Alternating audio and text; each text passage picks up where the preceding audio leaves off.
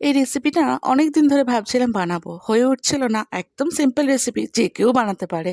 তাই ভেবেছি আজকে বানাবো, যেহেতু আজকে পূর্ববর্তীদের স্কুলে ছুটি আছে, দুপুরবেলায় বসে গেছি বানাতে। আর বাবাও যেহেতু আসছে, তা চলুন তাহলে আমি বানাই। কি জিনিসটা বানাচ্ছি আপনাদের বলি। বানাচ্ছি একদম বিউলি ডালের রসবড়া। আজকে বাবা এসছে, এই বাবা রসবড়াটা খুব সুন্দর করে বানাতে পারে। আমি বলেছি বানিয়ে দেবে, তা তড়িঘড়ি করে বলেছিল আমাকে 100 গ্রাম ডাল এনে তুই ভিজিয়ে রেখে দে, বিউলির ডাল। আমি বিউলি ডালটা ভিজিয়ে ভালো করে পেস্ট করে রেখে দিয়েছি। এখানে 1 কাপ চিনিতে 1.5 কাপ জল দিয়ে ভালো করে চিনি রসটা করে রেখে দিচ্ছি। তারপর রসটা যখন করা হয়ে গেছে, 4-5টা এলাচ দিয়ে ভালো করে আরেকটু ফুটিয়ে একটুখানি গাঢ় গাঢ় টাইপ করে রেখে দিলাম আমি। তারপর কড়ার মধ্যে অল্প একটু তেল দিয়ে বড়া সাইজে আমি বিউলি ডালগুলো ভেজে দিয়েছি। আমি ভাজিনি, যেহেতু বাবাই সব করেছে, আমি পাশে দাঁড়িয়ে ভিডিও করছিলাম। তো এখানে মোটামুটি ভাজা হয়ে গেছিলো, তো রসের মধ্যে এরমভাবে বাবা ছেড়ে দিয়েছে।